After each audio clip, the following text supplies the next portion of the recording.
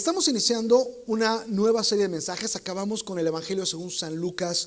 Vimos cómo Jesucristo también es 100% Dios, pero también es 100% hombre. Vimos cómo su humanidad nos permite relacionarnos con Él. Pero hoy vamos a empezar el estudio del Evangelio según San Juan.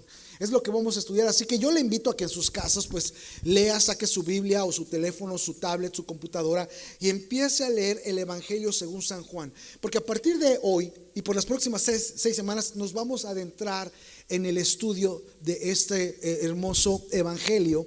Ahora quiero decirles algo, y más que nada a las personas que nos honran con su visita de primera o segunda vez. No solamente nos interesa conocimiento. Nosotros creemos que Jesús vino a salvar y transformar vidas.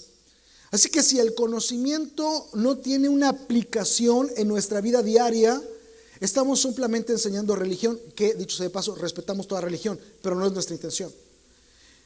La enseñanza bíblica espiritual tiene que venir a causar algo en tu vida por medio del Espíritu Santo, de tal manera que te transforme y puedas aplicarlo en tu vida diaria, dentro y fuera de la iglesia. Así que es nuestra intención que el estudio no solamente traiga un conocimiento bíblico, teológico, pero que este conocimiento y las pautas que te vamos a dar te ayuden a practicarlo en tu vida diaria, en tu relación con Dios y en tu relación con la gente, empezando con tu familia. Así que quería poner este contexto más que nada para todos los amigos que nos honran con su visita, para que sepan qué esperar de nosotros. Así que vamos a empezar con el estudio del Evangelio según San Juan. Si usted tiene una Biblia o tiene en su teléfono el app de la Biblia, puede abrirlo. También va a estar en pantallas los versículos. Y quiero decirle que como parte de la introducción del Evangelio según San Juan, acuérdese que la Biblia tiene en el Nuevo Testamento 4 evangelios: Mateo, Marcos, Lucas y Juan. Hemos estudiado los otros tres, vamos con el cuarto evangelio. Y Juan muchas veces los separan de los otros tres. Los separan de los otros tres porque como que no está visto con el mismo ojo. Habla de Jesús, es otra perspectiva de Jesús. E inclusive la perspectiva que Juan pone de Jesús es de que Dios vino como hombre. Esa es la perspectiva que pone el Evangelio según San Juan. Dios vino como hombre en la persona de Jesucristo. Así que el Evangelio según San Juan nos muestra una revelación de Dios en la segunda persona de la Trinidad, en Jesucristo. Juan quiere que nosotros conozcamos el corazón del Padre. Juan quiere que nosotros conozcamos cómo piensa el Padre. Juan quiere que nosotros veamos al Padre, porque como Jesús dijo, el que me ha visto a mí, ha visto al Padre. Así que la pasión que tenía el apóstol Juan era: quiero que por favor entiendan de una vez por todas quién es Dios, qué piensa Dios, cómo actúa Dios, cómo siente Dios. Pero para poder hacerlo van a poder ver a Jesucristo. Él es la imagen visible del Dios invisible. Él es el eterno, Él es el todopoderoso. Pero para que ustedes lo puedan entender, vino en forma de hombre, porque si no, no pudieran entenderlo o no lo han podido entender. Así que Juan empieza a desarrollar su evangelio sobre esta premisa, en donde Jesús viene a revelar al Padre, a dar entendimiento del Padre, a decir quién es Dios. Inclusive viene a darnos a entender, a que nosotros conozcamos que la vida eterna es mucho más allá de la convicción de que cuando mueras vas a ir al cielo. Y esto es muy importante, y con esto me voy adentrando al estudio del Evangelio según San Juan. Mire, en Juan 17:3 dice: y esta es la vida eterna, que te conozcan a ti, el único Dios verdadero, y a Jesucristo, a quien tú has enviado. La intención de Juan es: quiero que entiendan que la vida eterna, esto es muy importante, amados hermanos, tanto familiares como amigos que nos visitan, que la intención del Evangelio de Juan, no sé si me puedes arreglar, Fer, por ahí el sonido que tengo, un poquito de vicio, que puedas entender que la vida eterna no es que te vas a ir al cielo con el Señor nada más. Según Juan 17:3, si lo leen en pantalla, y esta es la vida eterna, ¿qué dice? Que te conozcan a ti, el único Dios verdadero, y a Jesucristo, a quien tú Nosotros normalmente tenemos la idea de que vida eterna es tener la certeza de que cuando tú mueras vas a ir al cielo con el Padre. Y aquí presenta Juan otra idea. No, eso solo es parte de la idea. La vida eterna es que conozcas al Padre a través del Hijo. Esa es la vida eterna. Por tanto, la vida eterna no comienza cuando tú mueres y vas al cielo. La vida eterna comienza cuando tú conoces a Dios a través de Jesucristo. Si tú has conocido a Dios a través de Jesucristo, tú ya tienes vida eterna, no cuando mueras, pero ahorita. Y Juan va a desarrollar todo este pensamiento a través de su evangelio. Así que la vida eterna es mucho más allá que la certeza de que al morir vamos al cielo con Jesús. En sí, la vida eterna comienza cuando entregas tu vida a Cristo y al arrepentirte Él perdona tus pecados por sus méritos en la cruz. Ahora, ahí con ese texto en pantallas en tu Biblia, dice: la vida eterna tiene un fundamento. Escuchen, esto es importante: que se conozca a Dios mediante su Hijo Jesucristo. ¿Puedes repetir conmigo? ¿Conocer a Dios? Esto es muy importante porque nosotros podemos tener muchos conceptos de qué es conocer. Pero quiero decirte que bíblicamente en español nos traducen conocer dos palabras griegas, que fue el que se utilizó en los escritos neotestamentarios, el idioma que se utilizó. Y estas dos palabras griegas de conocer que nos traducen en español es gnosis y ginosko. Y te voy a decir por qué es tan importante que entendamos esto. Gnosis, cuando hablamos de conocer a Dios, gnosis siempre se refiere a un conocer, a un saber intelectual, a un entendimiento intelectual, a un conocimiento intelectual, a un descubrimiento intelectual a nivel mental. Eso es gnosis. Pero escucha, el conocimiento del cual se está hablando aquí de Dios no es gnosis. Es decir, cuando Jesús dice, y la vida eterna es que conozcas a Dios y a Jesucristo, no está diciendo que gnosis a Dios. Está diciendo que ginosko a Dios, es decir, la otra palabra griega. ¿Sabes por qué? Porque ginosko implica un conocimiento no intelectual, pero relacional. Mientras gnosis es conocimiento intelectual, ginosko es conocimiento relacional. ¿A qué me refiero? Déjame darte un ejemplo bíblico para que entiendas a qué implica ginosko, un conocimiento relacional. En Mateo 1:25 habla de José y María y cómo se concibe Jesús. Y dice, Mateo 1:25, lo tienen en pantalla: pero José no la conoció, es decir, no tuvo relaciones íntimas hasta que ella, María, dio a luz un hijo y llamó su nombre Jesús.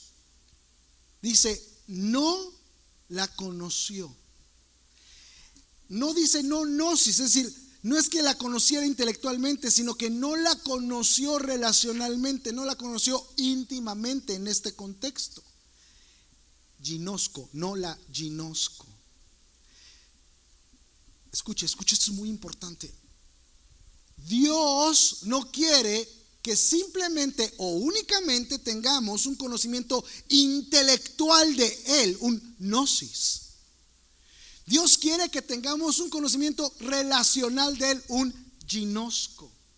Cuando Jesús dice que te conozcan a ti y a Jesucristo, está diciendo que te ginosko a ti y a Jesucristo. Es como he puesto, algunos me han escuchado este ejemplo. ¿Cuántos de ustedes conocen a Luis Miguel? Yo sé que los más jóvenes quizá no. Les tengo que decir Shakira o no sé, vaya. ¿Cómo me decía mi hija? Le tuve que decir, ¿a quién, mi hija? Bugs Bunny o Bonnie, algo de Bonnie, es más nuevo para mí ya, ¿no? ¿Cómo se llama Bonnie? Ah, bien que se lo conocen ustedes, ¿no? El conejo malo, en español. Aleluya, ¿no? Vámonos en el estándar de Luis Miguel, ¿le parece? Si usted es cristiano, Marcos Wiss.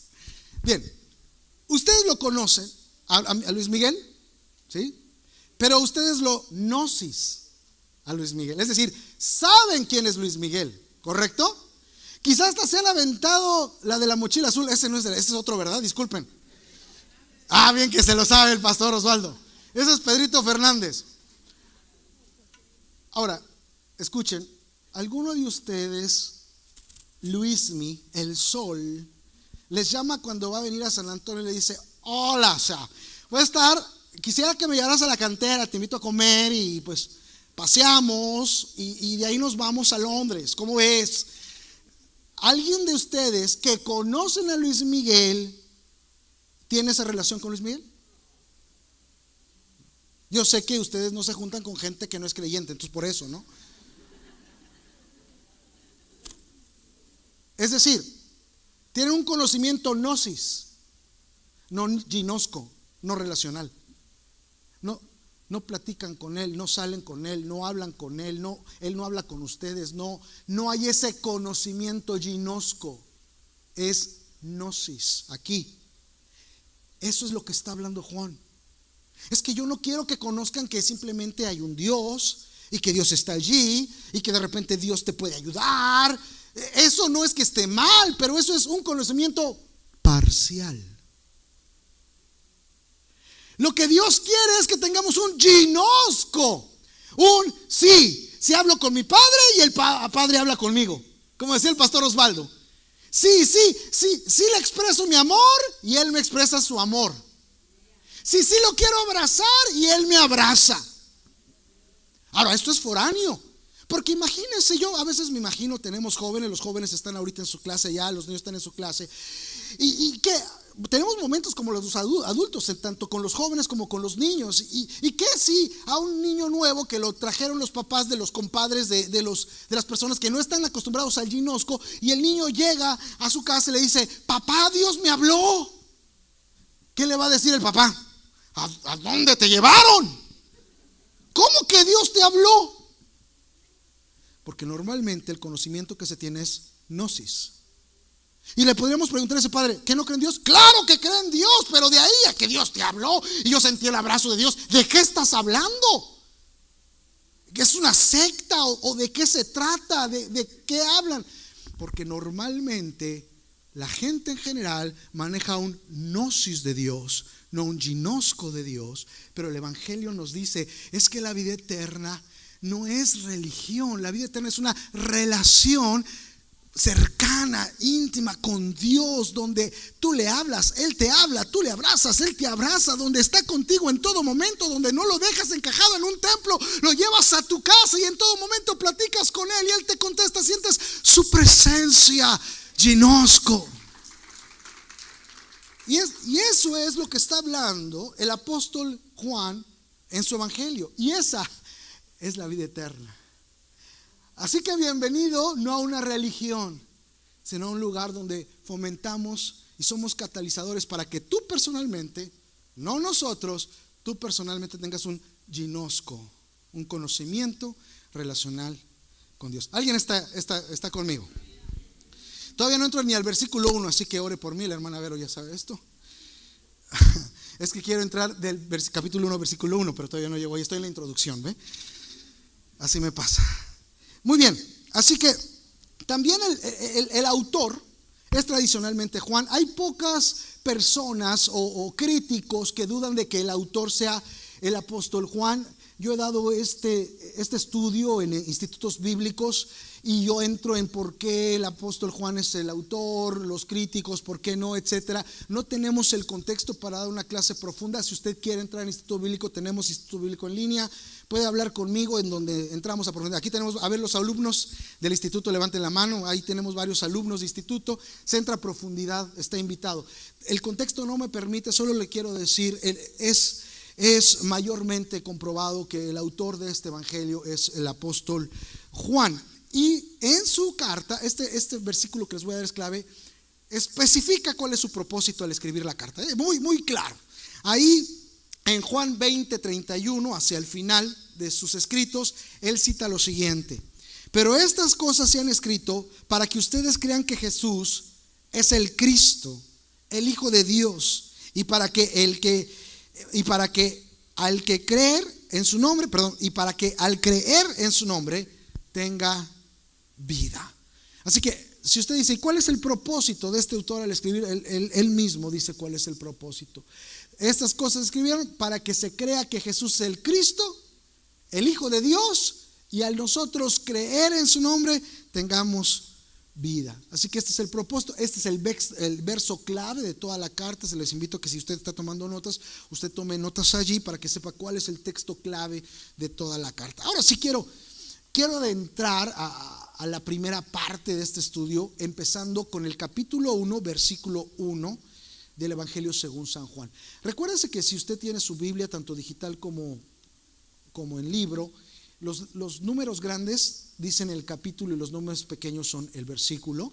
Así que cuando digo Juan 1 es el Evangelio, 1 es el capítulo y el siguiente número es el versículo. Juan 1:1 dice uno de los versículos que más me han llamado la atención desde que yo entregué mi vida a Cristo en ese ginosco para con él. Yo siempre he gnosis a Dios, pero tengo casi 30 años de ginosco a Dios. Oiga, usted va a salir hasta políglota de aquí, ¿verdad?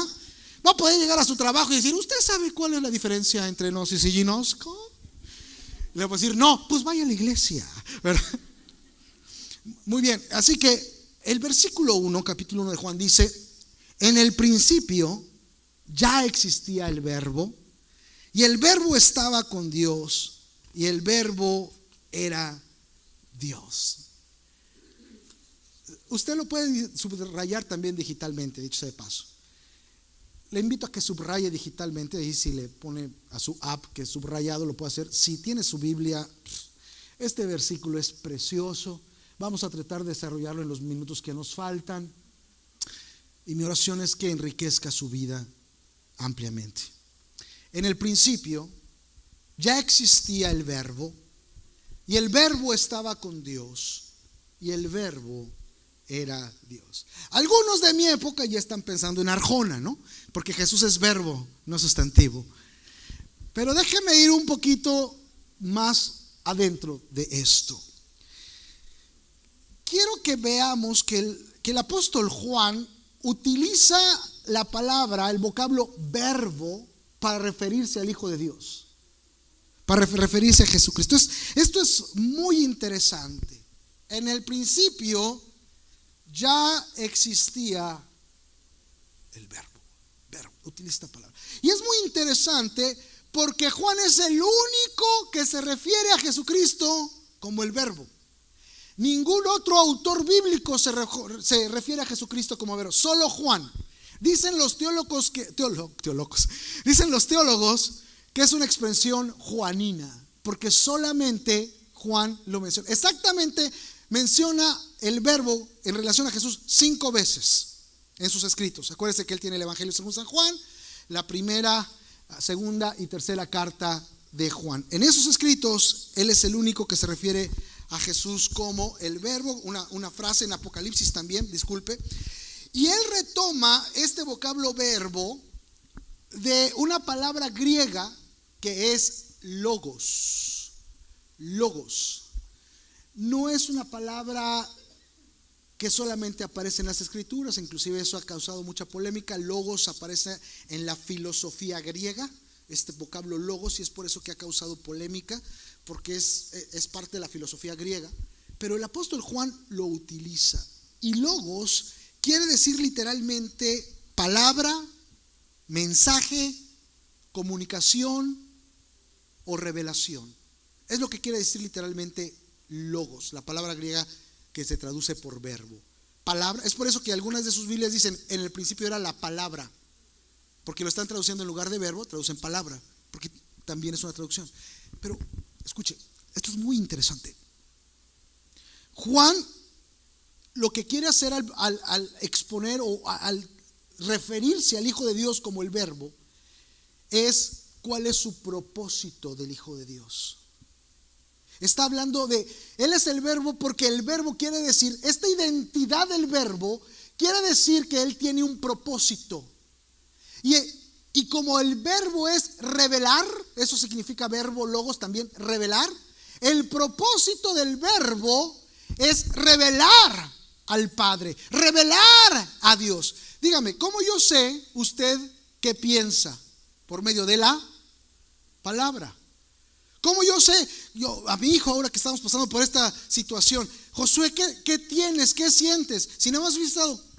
No, háblame, exprésame, revélame qué está pasando en tu cuerpo. No me duele, entonces ya estamos del otro lado. Pero tenemos que expresar la palabra, comunicarlo para revelar lo que está en nuestra mente, en nuestro corazón. Tenemos que decirlo. Logos.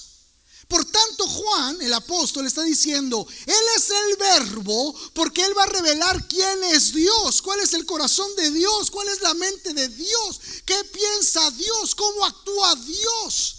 Él es la revelación de Dios. El que ve a Jesucristo, ve al Padre, pero no solo ve al Padre. ¿Sabe qué piensa el Padre? ¿Sabe cómo actúa el Padre? ¿Sabe qué está en la mente del Padre? Esto es sumamente importante. Déjeme explicarle la aplicación en este sentido. Dios nadie ha visto a Dios, dice las Escrituras en Éxodo 33:20. Nadie ha visto a Dios. Inclusive dice, el que ve a Dios, pues se muere. También dice la Escritura que Dios es espíritu. ¿Cómo veríamos a un espíritu?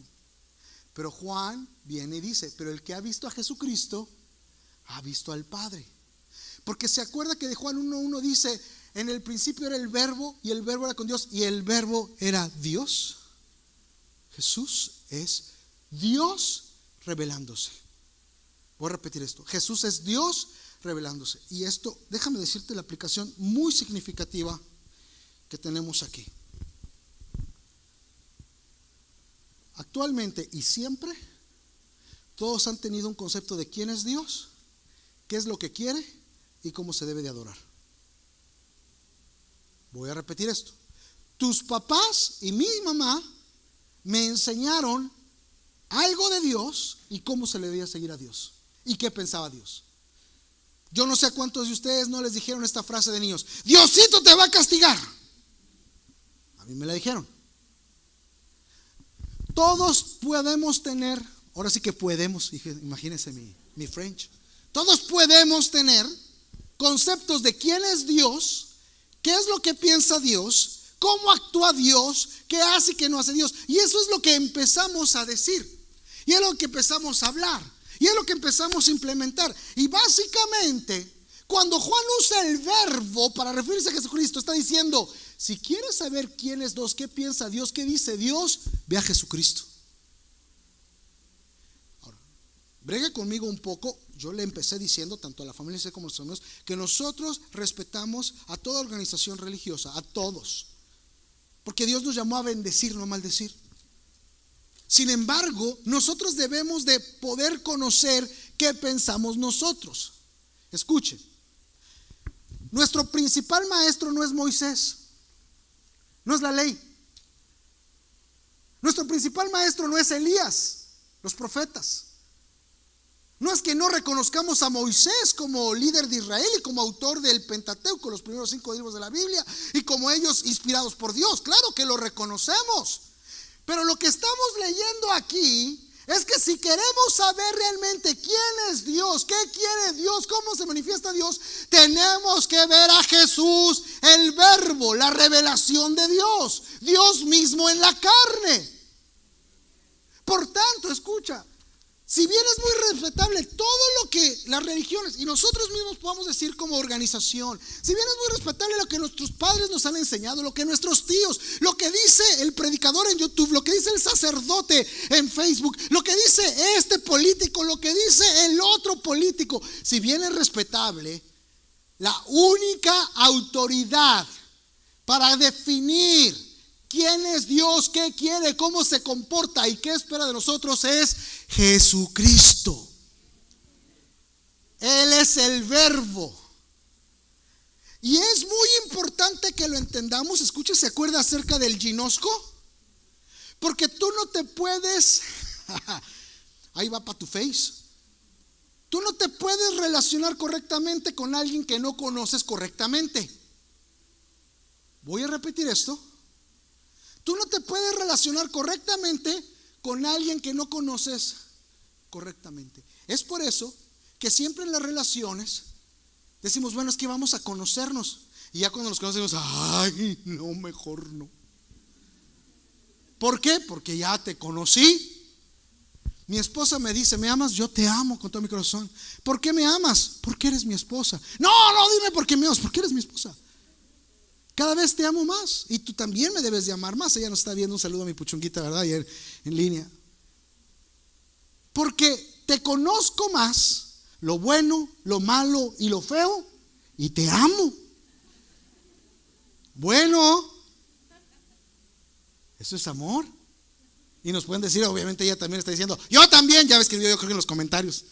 Así es. Porque tú no te puedes, escucha, tú no te puedes relacionar correctamente con alguien que no conoces correctamente. Y esa es la proposición del apóstol Juan. Tienes que saber correctamente quién es Dios para poder relacionarte correctamente con Él. Si no, no te vas a poder relacionar correctamente con Él. Para unos Dios es simplemente el Dios que hace juicio, el Dios que está enojado, el Dios que te está esperando que hagas algo para maldecirte y para enviarte al infierno. Para unos ahorita, si están pasando por tribulación, están pensando, es porque Dios me está castigando. Porque ese es el concepto que se tiene de Dios. Por tanto, te relacionas de esa manera. ¿Qué relación quieres? Pues ten misericordia, ayúdame y ahí nos vemos. Yo no quiero nada contigo porque nada más estás buscando mi error.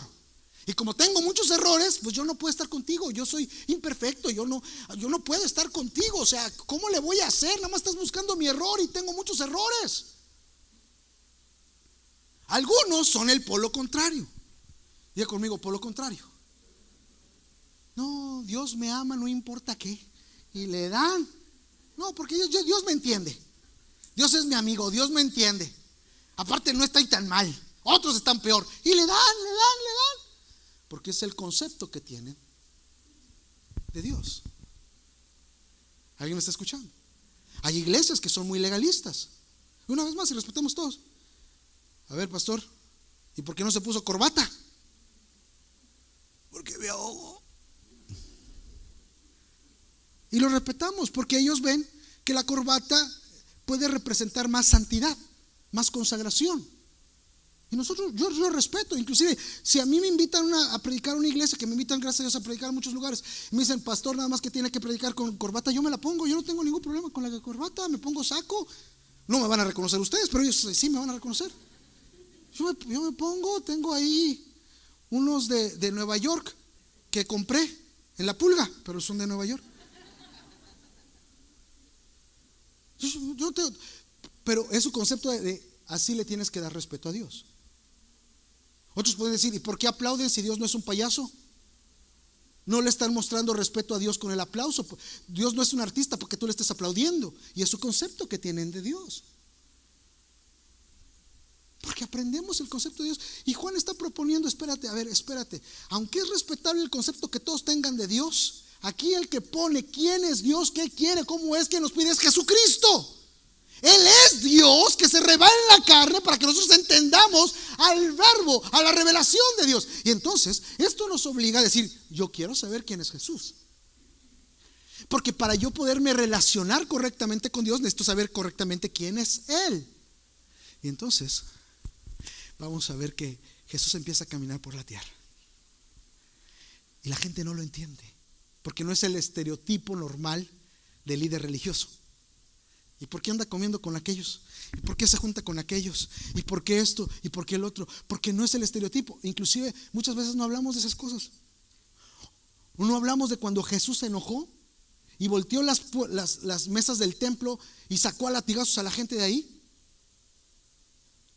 Porque una vez más, si piensas que Dios es simplemente amor, pues eso no cabe en la retórica. Amado hermano, amigo, ¿quiere conocer quién es Dios? Lea los evangelios. Hay 4. Lo que diga Jesús y lo que haga Jesús es Dios. Vaya o no con su idea de quién es Dios.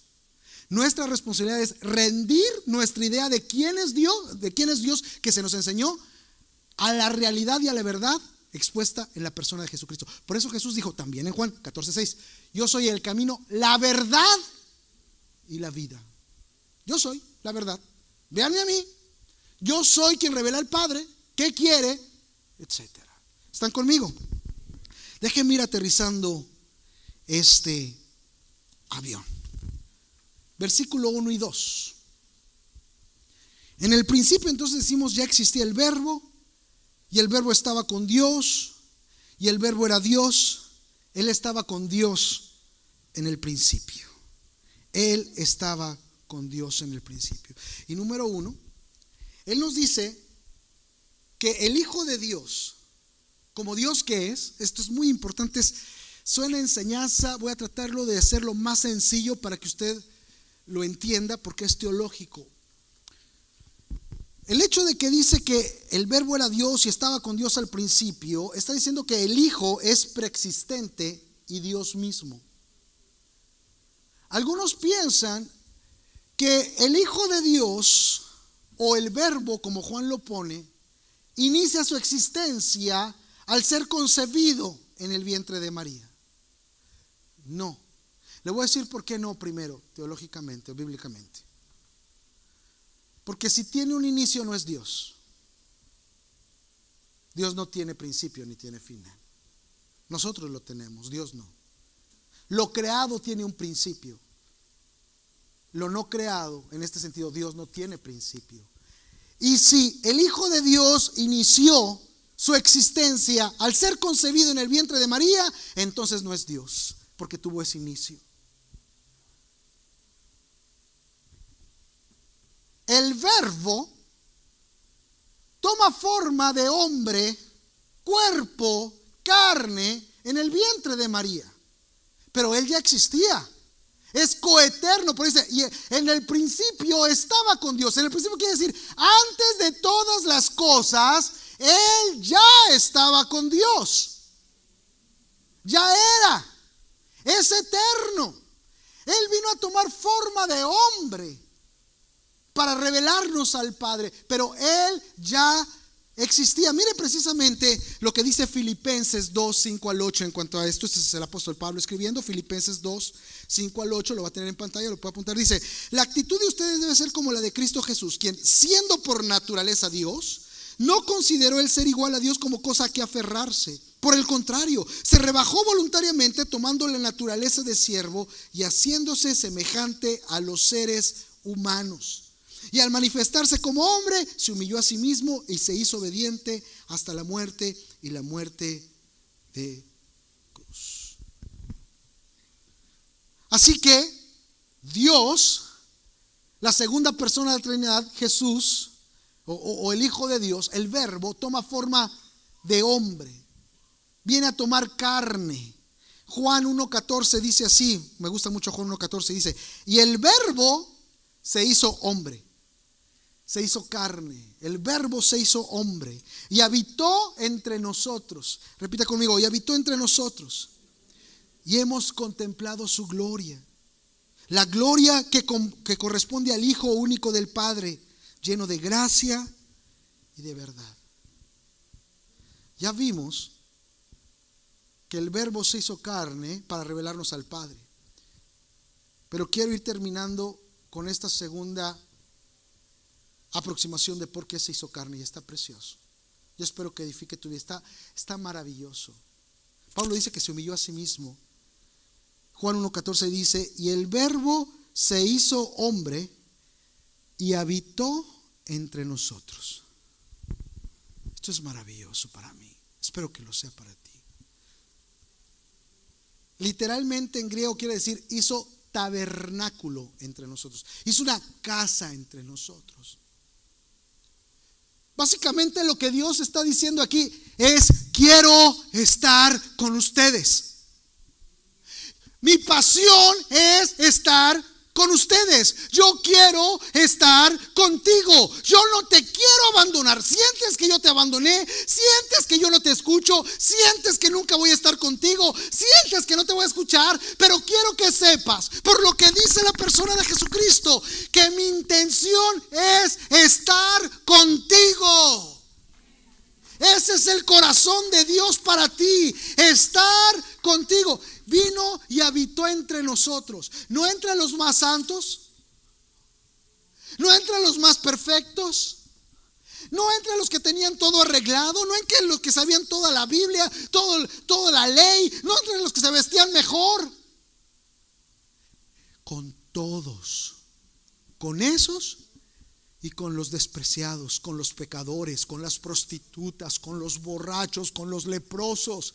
Él quiere estar con nosotros. Él quiere estar con nosotros. Él quiere estar con nosotros. Él quiere estar contigo, amigo, hermano, familia LSC. Quiero decirles, me da una palabra la hermana Alma, y quiero decirles que una de las cosas que pasa con esta situación del COVID es que no solamente es fisiológico, es una lucha mental y espiritual también.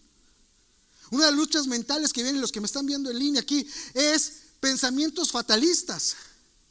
¿Se acuerdan cuando te daban un diagnóstico de cáncer? Casi te estaban dando tu diagnóstico de que te vas a morir. Es lo mismo, así se siente de repente. Es que me puedo morir. Y te empiezas a sentir más enfermo, y te empiezas a sentir más debilidades, y empiezas a sentir, y tu mente empieza a ser aterrizada por pensamientos fatalistas de muerte, de temor, y empieza a jalarte, literalmente te jala los pensamientos. Y luego te dicen, y te tienes que estar encerrado en tu recámara, y en tu recámara estás sintiéndote mal fisiológicamente y con todos tus pensamientos de qué va a pasar con mi familia, no los voy a ver, que no me lleven al hospital porque ahí me voy a morir sin ver a nadie. Toda esta lucha mental. ¿Alguien me está escuchando en esta hora? Porque no solo es fisiológico, hay una lucha mental, y el diablo, el enemigo de nuestras almas, viene a tratar de atizar eso. Porque sabe, escuche, sabe que si gana la batalla en la mente, el físico se va a deteriorar más y más y más. Y Dios nos viene y nos dice, yo quiero estar contigo, yo no te he dejado, yo no te voy a dejar. Tanto así que en el Antiguo Testamento, escuche, yo estoy terminando, escuche solo unos minutos más. En el Antiguo Testamento, porque quiero que entienda que siempre ha sido la pasión de Dios estar con sus hijos, con su pueblo, con la gente, siempre. En el Antiguo Testamento, el pueblo de Israel salió de una esclavitud en Egipto y fue guiado al desierto. Y en el desierto Dios le dio instrucciones a través de Moisés y le dijo, quiero que construyan un tabernáculo. Un tabernáculo es una tienda de adoración, para que usted me entienda. Pero les dijo exactamente, precisamente lo puede buscar allí en Números 2. Les dice, van a poner el tabernáculo donde yo me voy a manifestar a mi pueblo. ¿Alguien sabe de lo que estoy hablando? Yo me voy a manifestar a mi pueblo, yo voy a estar en medio de mi pueblo, yo voy a tener una columna de fuego, yo desde el tabernáculo voy a manifestarme allí para mi pueblo. Y en Números 2 dice, pero quiero que hagan algo, quiero que se acomoden alrededor del tabernáculo todas las tribus de Israel, porque yo voy a estar en medio de ellos. El tabernáculo, mi presencia va a estar con ustedes, en medio de ustedes. Y después Juan viene y dice, y habitó con nosotros, hizo tabernáculo con nosotros. Escucha. Y después Jesús, también ahí en Juan, dice lo siguiente, 14, 16 al 18. Juan 14, 16 al 18, está en pantalla. Y yo rogaré al Padre, y os dará otro consolador, para que esté con ustedes para siempre, el Espíritu de verdad, el cual el mundo no puede recibir porque no le ve ni le conoce, pero vosotros le conocéis porque mora con vosotros y estará en vosotros. No os dejaré huérfanos, vendré a vosotros. Quiero que se dé cuenta que la pasión de Dios siempre ha sido estar con nosotros, siempre. Él no te va a dejar, Él no te va a desamparar, Él quiere estar contigo. En el Antiguo Testamento la revelación era para el pueblo exclusivo de Israel. Dios no se manifestaba a otros pueblos como con Israel. Y uno se puede quedar con el Antiguo Testamento, pero yo no soy así tan santo como el pueblo de Israel. Pero yo no estoy en medio del tabernáculo, cerca del tabernáculo. Pero mira ese lugar ahí. Y viene Jesús y se acerca a lo vil y menospreciado y les da su presencia. Y entra a sus casas. Tanto que los religiosos decían: ¿cómo puede ser posible? Si fuera un profeta sabría quién es esta gente. ¿Cómo que? Escuche, ¿cómo que quiere estar con ellos? Yo te lo digo porque no sé cuál sea tu condición. Le digo a todos nuestros invitados y a la gente que nos ve en línea: yo no sé cuánta sea tu condición. Yo no sé si en el fondo de tu corazón te crees digno, no digno, religioso, no religioso, que calificas para ser religioso, estar en una iglesia. Yo no sé cuál es tu condición. Lo que yo sí te puedo decir es que Dios quiere estar contigo. Dios quiere estar contigo. Eso me lo enseña la persona de Jesús, el Verbo, el que revela al Padre. Y después da una promesa a todos los hijos, a todos los que han entregado su vida a Jesucristo. Y a ustedes, hijitos, a ustedes que sí decidieron seguirme y entregar mi vida, tengo una promesa: voy a estar más cerquita. Más cerquita, sí. Yo por eso voy a la iglesia, pero no. Yo te voy a hacer el templo de mi espíritu. Tan cerquita que voy a estar en ti. Voy a estar en ti. Ahora tú eres el tabernáculo. No te voy a dejar, ni te voy a abandonar. Y Juan dice: y habitó entre nosotros. Y segundo dice: y vimos su gloria. Gloria como la del unigénito del Padre. Con esto acabo. No solo quiere estar contigo, pero se quiere manifestar en tu vida. Los pensamientos fatalistas, los pensamientos de indignidad son tuyos y del diablo, porque la verdad nos dice que Dios quiere estar contigo y te quiere dar de su gracia y te quiere dar de su verdad y quiere que veas su gloria. Eso es lo que Dios nos dice en su palabra. Y el versículo último dice, el versículo 5 dice: esta luz, Jesús, resplandece en las tinieblas, y las tinieblas no han podido extinguirla. Ni podrán.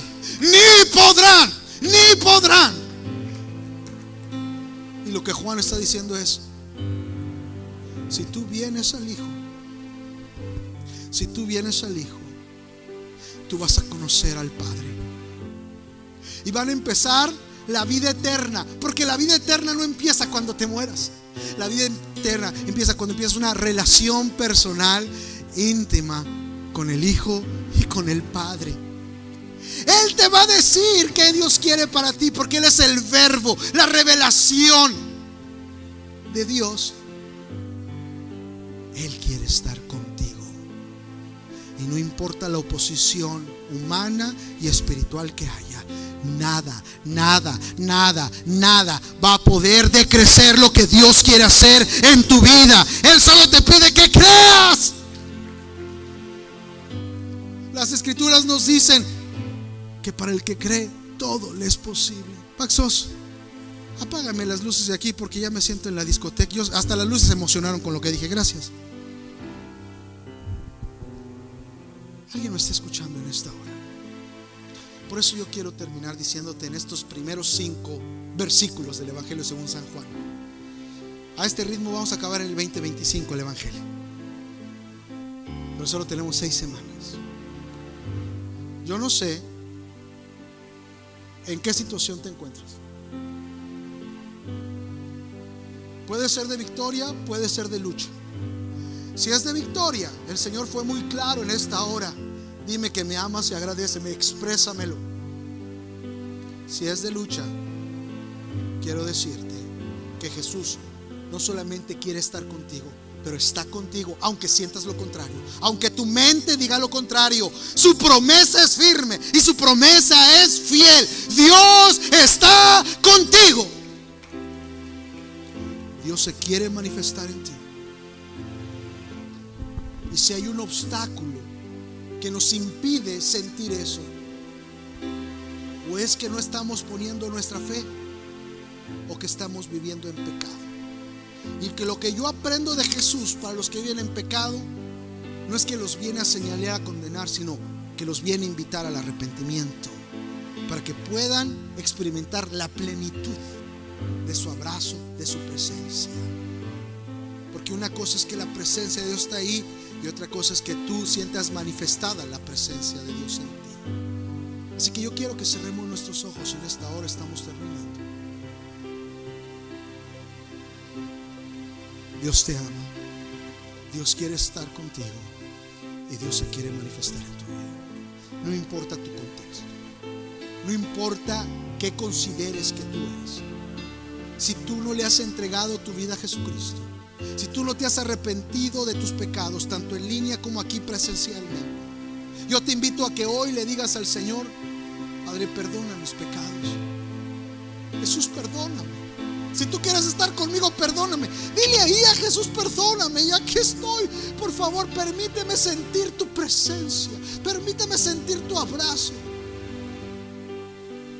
Si tú gustas, puedes hacer esta oración conmigo y decirle: Jesús, dile ahí en tu lugar: Jesús, perdona mis pecados. Dile: toma mi vida. Ayúdame, Señor. Quiero conocerte relacionalmente.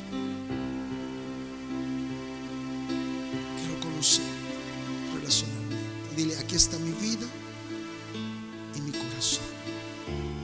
Te los entrego. Y ten una charla con Dios ahí. Ahora a todos aquellos que ya le han entregado su vida a Jesús y están luchando, hoy te recuerdo, por lo que dice el Evangelio, que Dios quiere estar contigo y no te va a abandonar, que su Santo Espíritu está en ti. Y hoy oro que el Espíritu Santo quita todo pensamiento negativo de tu mente y de tu corazón en el nombre de Jesús, y que el Espíritu Santo ponga fe en esta hora en ti, fe en el nombre de Jesús. La plena confianza de saber que Dios está por ti y no contra ti.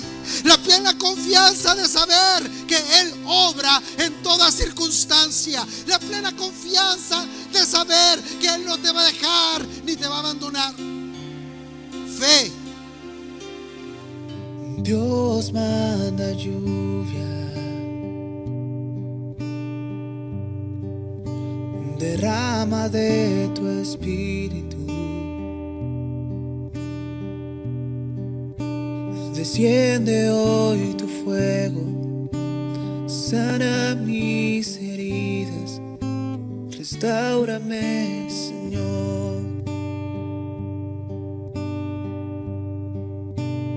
Dios manda lluvia,